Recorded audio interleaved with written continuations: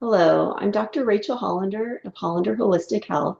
Guide self-healing from chronic pain and neuroplastic symptoms. Your pain is real, and I can help you recover, not just manage your symptoms. I'm board certified in family medicine since 2011 and practiced primary care for over a decade. After recovering from my own stress-related symptoms in 2022, I certified in mind-body medicine in 2023. On my website, hollanderholistichealth.com, you can find my recovery story and links to others, plus learning resources and appointment scheduling. On the website, please also visit my blog, Let's Live Now, about mindful living for recovery from chronic pain and neuroplastic symptoms and ongoing wellness of mind, body, and spirit. This talk will be about chronic pain and neuroplastic disorders and how you can recover. What is neuroplasticity?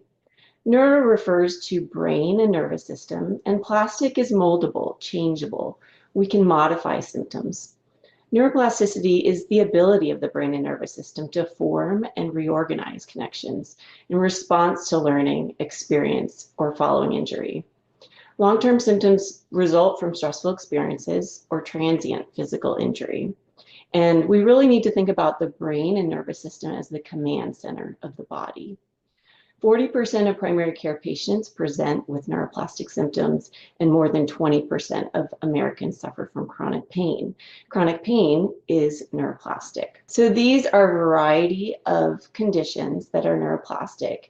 If you want to pause the screen so you can look at these a little bit longer, feel free to do that. Ones I want to point out to you, a variety of musculoskeletal chronic pains, back, neck, joint pains, repetitive strain injury, fibromyalgia, but also back to the gastroenterology section, irritable bowel syndrome, leaky gut, interstitial cystitis in the genitourinary system, neurology, functional neurologic disorders, migraines, tension headaches, trigeminal neuralgia, asthma, premature ventricular contractions, down to other long COVID, chronic Lyme, chronic fatigue. There's a lot of conditions that are really affected by the brain. And in the traditional biomedical perspective, we often discount that. It separates the mind from the body. In that paradigm, we treat body parts with drugs, injections, or surgeries, and we separately treat emotional and behavioral disorders with medications. The goal is really just managing symptoms and not, as the biopsychosocial perspective, not trying to help with symptom recovery by retraining the mind and taking into account life experiences, how the mind influences the body. So let's think about pain a little bit more. Acute pain we commonly describe as less than 6 weeks.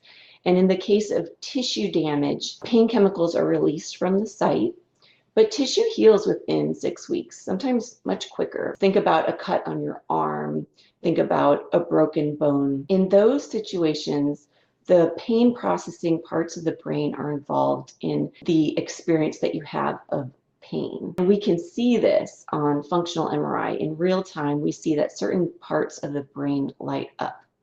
In chronic pain, which we define as more than 6 weeks, whether the acute pain began as something that is reversible or tissue damaging injury, a neural circuit has been created in which the brain still associates pain with that body part.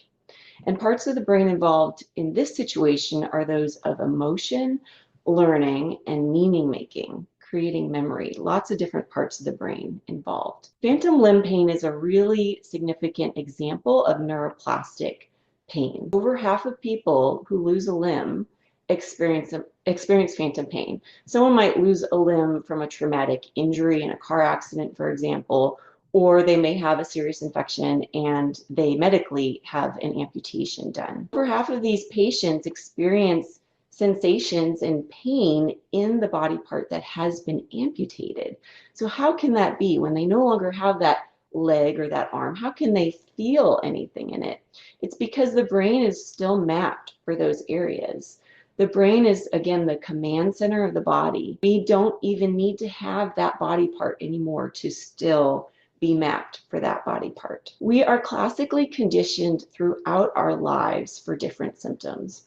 We learn by association. In this situation, a normally neutral stimulus becomes associated with a body part or body system. when the two are paired repetitively over time with negative emotions or feelings. For example, for me, my story is a stressful job, rapid fire computer use. The combination caused me arm pain with clicking the mouse and typing. Another example might be maybe someone grew up with a father who abused them, and that father wore a specific type of cologne. Whenever the person might smell that same cologne later, even without the father being there, that person might get a headache, some kind of symptom that relates to that difficult experience of being abused. Luckily, however, the trigger symptoms can be deconditioned or extinguished through repetitive positive associations and experiences, and we'll talk more about that. But first, just to say a little bit more about neuroplastic symptoms, in contrast to neuropathic symptoms, neuroplastic symptoms are potentially reversible, recoverable. Pain or symptoms in the body are produced upstream by the brain and nervous system as the command center. There are possible downstream objective signs that we see or notice. For instance, the heart, you might hear an irregular heart rhythm. So there may be a really objective, obvious sign that something is not normal, but it still can be a neuroplastic symptom, something that we can retrain and recover from. In contrast, neuropathic symptoms involve irreversible tissue damage. The pain results from the brain's interpretation of pain chemicals that are released downstream from ongoing damaged tissue. This might be in the case of rheumatoid arthritis, causing pain in the joints of the hand, for example. And downstream objective signs are common. You may have redness in the knuckles in rheumatoid arthritis. But in both cases of neuroplastic symptoms and neuropathic symptoms, the symptoms are real. It's important to know about the autonomic nervous system to understand how the brain is working in pain and neuroplastic symptoms. The autonomic nervous system includes both the sympathetic side and the parasympathetic side. Sympathetic nervous system involves activation to help out of a dangerous situation, or something that we perceive as dangerous that may not be life-threatening. We may find public speaking dangerous. We may have our heart beat faster and our lungs breathe harder. We may tighten up. The sympathetic nervous system involves the fight, flight, freeze, or fawn response. In the case of a truly life-threatening situation, an aggressor with a gun may try to fight back. You may try to flee. You might freeze to decide what to do next, or you may fawn or placate the aggressor to get them to put the gun down. And as I said, sometimes we can find things that are really not life-threatening as threatening. Stress hormones with our to-do list, overwhelmed with so much going on. You can have very real symptoms in the body from repetitive stressful things or one traumatic thing. You can have equally devastating results. In contrast, the parasympathetic nervous system is the relaxing side. That allows us to have urination, defecation, sexual function, all the things that we need in downtime. If you've got too much activation of the sympathetic nervous system, you may have symptoms that result from not being able to use the body systems correctly for gastroenterology, being able to have bowel movements normal. You may have irritable bowel syndrome, interstitial cystitis, not being able to urinate appropriately. If you're constantly on the sympathetic drive, everything's on alert and you can't do those rest and digest features. In terms of pain, multiple brain regions are involved. The amygdala processes emotions and activates other areas of the brain. With any life circumstance, we have various emotions. We may not try to confront those emotions, but we inevitably have emotions inside, how we feel about certain situations in life. And if we have a very negative experience, that can prompt the sympathetic nervous system, activating body systems to avoid danger. The anterior cingulate cortex is also activated, and that can propagate pain, and that ACC will downregulate the dorsolateral prefrontal cortex, which is meant to downplay pain. So we've got turning on of pain and sympathetic activating drive and turning down of pain relieving drive. So think about what your body is trying to tell you when you have pain or symptoms, because pain or symptoms really result when your actions or experiences don't align with your values or needs. So often in life, we have to do things that we don't really want to do, we truly don't believe in, but we find ourselves doing over and over, and we have symptoms that result. We can have predisposing lifetime stressors as a kid, adverse childhood experiences, abuse, substance abuse in household, parental divorce, mental illness in the household, domestic violence, an incarcerated household member can be stressful, and any significant physical illness or disability in the household. And as an adult, there's a variety of stressful experiences that we might encounter: accident, injury, illness, or death of a family member, marital problems or divorce, marriage or a new relationship. It might be good, but it's still change, and it can create stress hormones. Change in family structures, such as a new family member or baby, likewise, can be a good thing overall, but can be stressful. Change in a living situation, work, financial, or legal stress, violent experiences, or natural disaster. And we can have predisposing self-negating personality traits that make us vulnerable to neuroplastic symptoms. Anything that is self-negating, something where we are not really thinking just of ourselves, self-sacrificing, putting others' needs before our own, high self-expectations or standards, overly conscientious, have frequent guilt or worry a lot.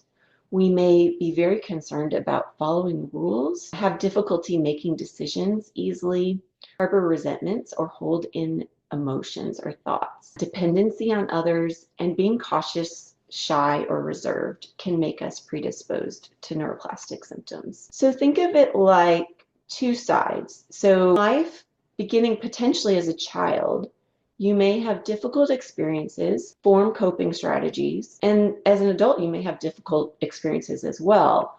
Through all this, you learn nerve pathways that cause symptoms, pain or other symptoms, long COVID. I put a caterpillar here because there's hope for recovery. There's hope for transformation. Transformation comes from understanding the neuroscience of how the brain and nervous system produce chronic pain and neuroplastic symptoms. Also, part of recovery is introspection, learning more about yourself, experiences you've had in life that have contributed to your personality and the way you've gone through life, becoming more aware of your emotions that may not have been confronted before. And pain and symptom reprocessing, I'll tell you about more in a moment, but there are ways to gradually and safely re-expose yourself to triggers that otherwise cause your symptoms. But over time, it's kind of like training for a marathon. If you just do little bits at a time, you can eventually do it.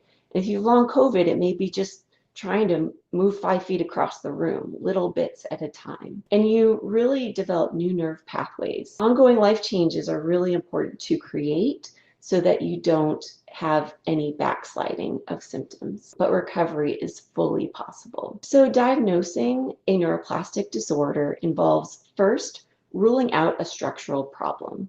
You want to rule out with your physician an abscess or infection that might be the cause of symptoms, autoimmune inflammation, such as in the case of rheumatoid arthritis pain, cancer or tumor putting pressure on a nerve. How do you do this? Your doctor should do a full physical exam, do comprehensive blood work, may get imaging, and may have you see a specialist. Assuming you've ruled out a structural problem, we still want to rule in a neuroplastic disorder. Think about a neuroplastic disorder when symptoms are chronic, unexplainable, out of proportion to objective evidence, meaning you've done all those other tests and the doctor says, you look good, I don't know why you have these symptoms. Also, if you have had really significant childhood stressors or recent life stressors or stressors at the time that your symptoms first developed, that is very contributory. Susceptible personality traits make it more likely. And we'll talk about functional, inconsistent, and triggered symptoms. Functional symptoms are chronic. They may radiate to the opposite side of the body or down the whole leg or arm in an area that just doesn't go with a specific nerve distribution. Functional neuroplastic symptoms may occur in one area but then shift to another area over time, may occur in different body parts at the same time, or have an unusual quality such as burning, tingling, numbness, and feelings of hot or cold. You don't have to have all of these things, but it's big picture. And then inconsistent symptoms. Symptoms might come and go. They may lessen or go away when you're distracted. They may shift from one location to another during the day. Symptoms could be in a distribution pattern that is symmetric on both left and right side of your body. They may be better during activity, which wouldn't make sense for something structural, because if you have something like a broken arm, you definitely don't want to use the arm. But in neuroplastic symptoms, your symptoms may be better during activity. Your palpitations may not be present when you're running, or your pain may not be present when you're using your arm, but these symptoms may be worse later. And symptoms may improve with comforting interventions such as massage. Triggered symptoms are symptoms that may occur especially when you are thinking about the symptoms. You can bring it on just by thinking about it, or in the setting of stress or thinking of stressful situations. That may bring on your symptoms. You may have symptoms brought on just by the lightest touch, like fibromyalgia pain. Just a doctor or a loved one touching just lightly the arm or hip just can cause so much pain. You may have triggers that otherwise would be innocuous, like certain foods that you eat, or smells, sounds, light, computer screen, or benign movements, just barely moving your arm, or being around certain people or environments. And this is part of classical conditioning, which we talked about. So what data supports neuroplastic disorders? 85% of cases of back pain involve no abnormality in the back itself. We see this commonly in practice. And conversely, individuals without back pain commonly have wear and tear findings. So someone may have an imaging study done for something else entirely. They may have a mammogram done for breast cancer screening, and we can see the spine. They have arthritis, but they don't have any back pain. Very common. And similarly, studies of the shoulder, hip, and knee also show that a high prevalence of wear and tear findings exist in individuals without pain. Therefore, we can't conclude that pain is related to age-related findings. And this is a chart from a large systematic study of patients who do not have back pain, but seeing that many of them going up in age have more and more signs of wear and tear in their back. You may go to the doctor and they say, oh, you have arthritis in your spine, you have neuro in your spine, a disc bulge. And we fear, oh, that's abnormal and that must be the cause of pain. But we really got to rethink that, because if so many people without pain have these findings and so many people with pain don't have findings, how can we conclude that they go together? Additionally, neuroplastic symptoms are commonly misdiagnosed as nerve impingement. About 70% of patients are diagnosed with a pinched nerve despite a normal nerve conduction study. The nerve, whether carpal tunnel syndrome or in sciatica, is working appropriately, but patients have pain in their wrist, arm, or back. And conversely, radiologists might report that there's compression of a nerve root that they think they see on an MRI, but that MRI is done for something else, and that patient doesn't have pain. Kind of like the previous example, where we often see incidental findings on imaging, and it doesn't relate necessarily to symptoms. Most patients also diagnosed with carpal tunnel syndrome or sciatica improve on their own. If someone truly had a structural condition, it's just not going to go away. So how do we get better from neuroplastic disorders? One, we begin with learning about the brain and nervous system. There are more resources on my website. For me, it was just a small gap that I needed to close to understand this. Here I am, a physician, but we don't learn this traditionally in medical school or in training or in practice about how the brain and nervous system contribute to pain. We really practice the biomedical paradigm. And so as soon as I learned about this, the next day, my arm pain from repetitive motion computer use was 80% gone. And I hadn't used a computer in over a year, but I was debilitated until I learned about this.